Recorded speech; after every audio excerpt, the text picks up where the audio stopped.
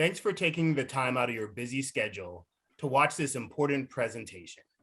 We know that schools all over the state have been coping with staffing shortages related to the COVID-19 pandemic. We want to applaud you for taking special measures, doing everything possible to maintain in-person instruction. You are doing a great service to California students and families and reaffirming the commitment we made to prioritize in-person instruction. At the same time, we recognize that many schools are reaching a breaking point in terms of their ability to operate schools and to provide safe and meaningful instruction because of the staffing crisis. Many of you, as a result, have asked whether it is possible to have a wider return to independent study or other options besides universal in-person instruction. So to provide some clarity to that process and how one could go about exploring the trade-offs involved with it, we have some experts from the California Department of Education who we are very honored to have join us today.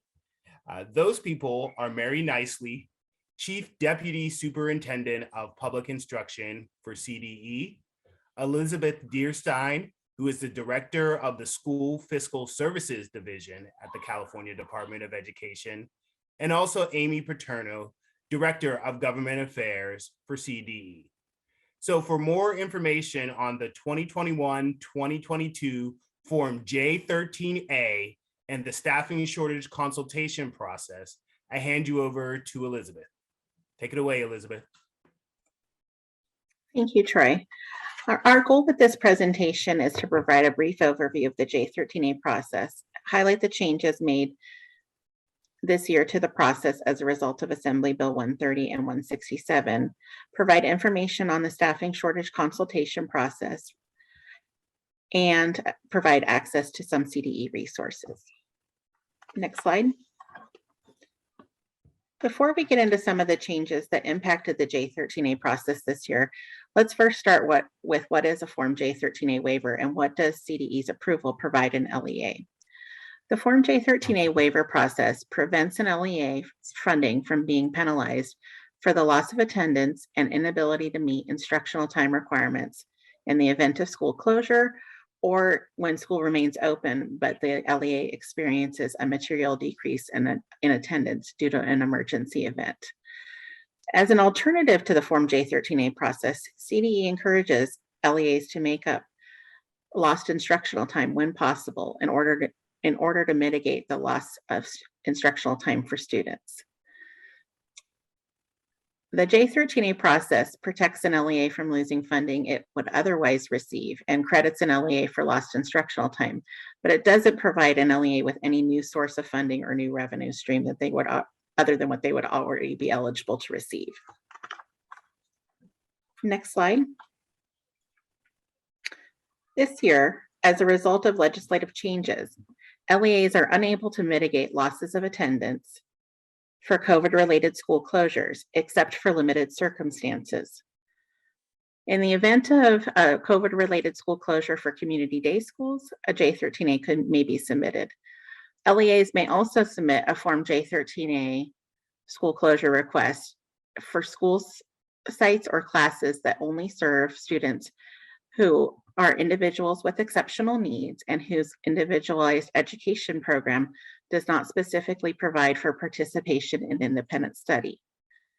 Lastly, the last exception is in the instance of a J13A school closure due to COVID-related staffing shortages, if the LEA meets specific conditions, and we'll go into those specific conditions shortly. If an LEA meets the eligible, one of the exceptions above, and receive approval from CDE, these approvals are like any other Form J13A approval, meaning that the LEA is able to mitigate the loss of attendance by reducing their divisor when they're calculating ADA, and also receiving credit for instructional time loss.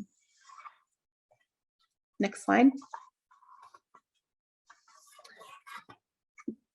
LEAs that close school due to COVID-19 and don't meet one of the exemption reasons may serve impacted students through independent study and claim apportionment pursuant to independent study requirements.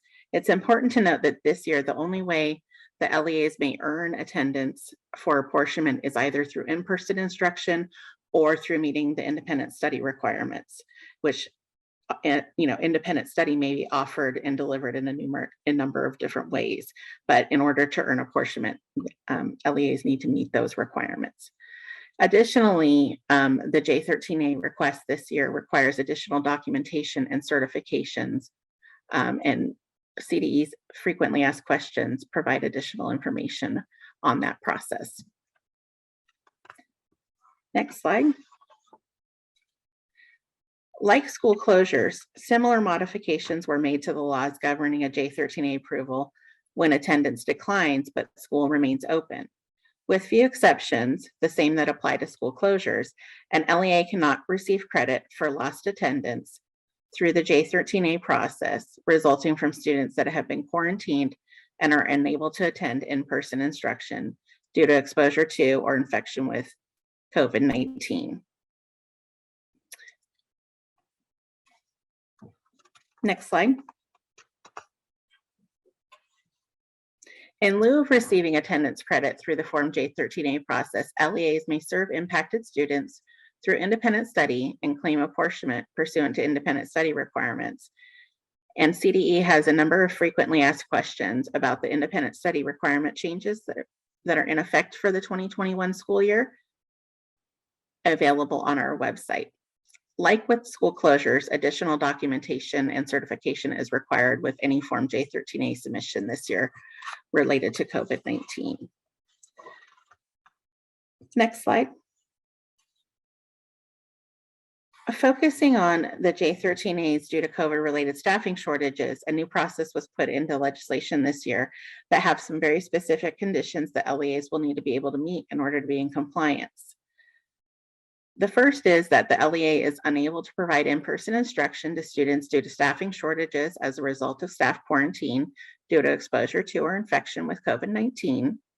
And additionally, for both certificated and classified staff shortages, the LEA needs to exhaust all options for attaining staff coverage and consult with their County Office of Education and the California Department of Education in determining that staffing needs cannot be met through any other option.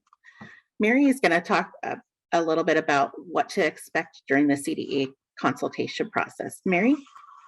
Thank you, Elizabeth. So currently there is a link on the CDE website, which we will supply to you for you to request a consultation prior to closing. And as a reminder, these are all staffing shortage consultations. We hope to have a turnaround of from when you have requested the consultation within 24 hours with one of our consultants. When you call in, when we call you for your consultation, we will be asking you a series of questions related to the staffing shortage. They will be whether or not you have attempted any of the variety of flexibilities that have been offered through the governor's executive orders and through the CTC. This includes the waiver of particular credentialing fees and tests, as well as whether or not you have reached out to substitute teachers. There has been numerous executive orders that have extended the time that substitute teachers can remain at a site. The first executive order was to 60 days. Now it is 120 days that you can have a substitute, and there are also flexibilities around how you can permit a substitute teacher directly through the LEA. There are also different consultants who will discuss the different kinds of shortages, such as classified staff, food service workers, transportation, and our charter schools. So you'll be led through a checklist with questions, whether or not you've already attempted these and what your success was at that.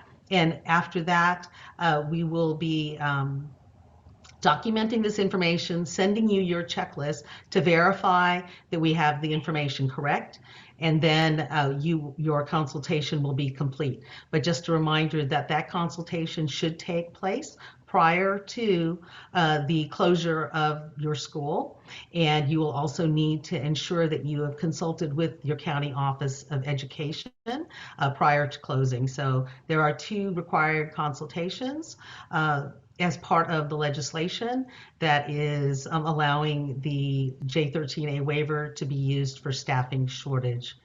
Thank you, Elizabeth? Mary. Next slide.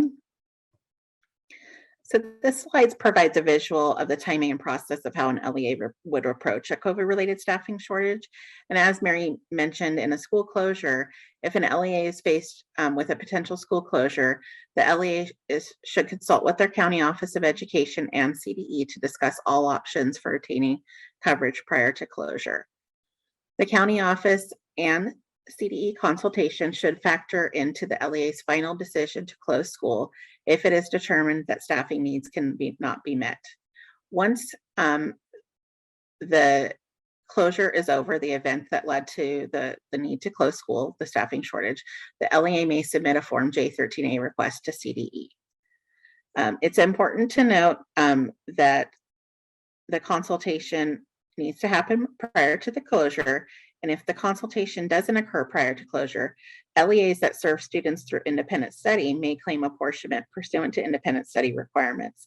However, if LEAs didn't serve students through independent study, they may need to look into adding days to their school calendar in order to recoup any attendance loss and to be made whole for any instructional time loss.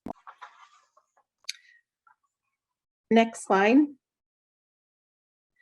Once the staffing shortage event is over, this slide walks an LEA through the submission process from the local level up through the County Office of Education and to the Department of Education. In the first box, we list the additional forms that need to be accompany a request this year.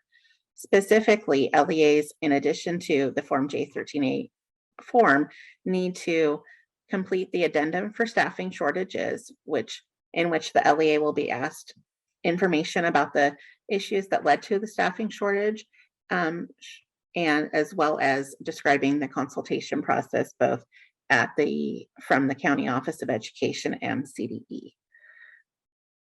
The second box details the local signatures that are needed, which require a majority of the LEA's governing board, and then the LEA would then submit that to their County Office of Education for approval, and then County Offices of Education will submit the Form J13A request to CDE for processing. And once CDE receives the J13A request, we will look to see when the consultation occurred for a staffing shortage as part of our review process. Next slide. A couple of reminders regarding the Form J13A process. If an LEA has unused built-in days in the school calendar, those need to be used prior to submitting a J13A request. This is regardless of the reason for the closure. So for example, if the LEA submits a staffing shortage closure for 5 days that meets all the requirements, but has 2 unused built-in days, CDE's approval would be for 3 days. Also, LEA shouldn't submit the Form J13A to CDE until the event concludes. Next slide.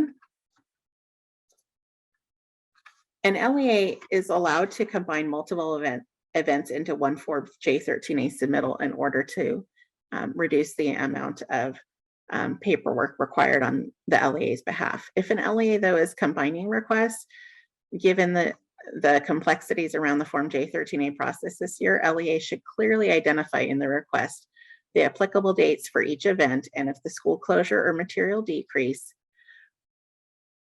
and if a portion of the request is solely for instructional time or credit, provide those applicable dates. This indication can be made in Section B of Part 1 of the Nature of Emergency field in the J13A form. Additionally, the LEA should ensure all supporting documentation accompanies the request, and we have frequently asked questions on our website that walk LEAs through and provide information on exactly the information that needs to be submitted for a complete submittal. Next slide. This last slide provides some links to some helpful CDE web resources that explain the process in more detail, as for both J13A requests as well as independent study FAQs.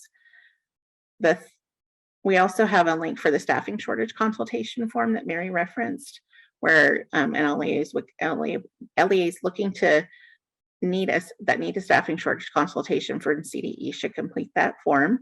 And we'll get back to them, as Mary mentioned, within about 24 hours of the request. Lastly, if an LEA has any questions regarding their Form J13A submission process, please email attendanceaccounting@cde.ca.gov.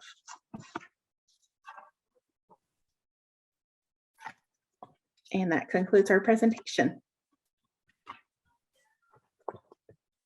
Thank you to our guests at CDE. Very much appreciate the insight you offered. Especially want to call attention to those resources. If you're watching this, then you will most likely also have received an email from CSBA, which contains links to those resources, as well as our own analysis. We hope that's helpful as you go through your decision-making process. We will continue to provide information on this topic as we move forward, and we want to wish you continued success in maintaining in-person instruction and encourage you to contact us should you have any questions about how you can do that or other concerns about the process. Thanks to everyone involved, and to those of you watching this, take care. Goodbye.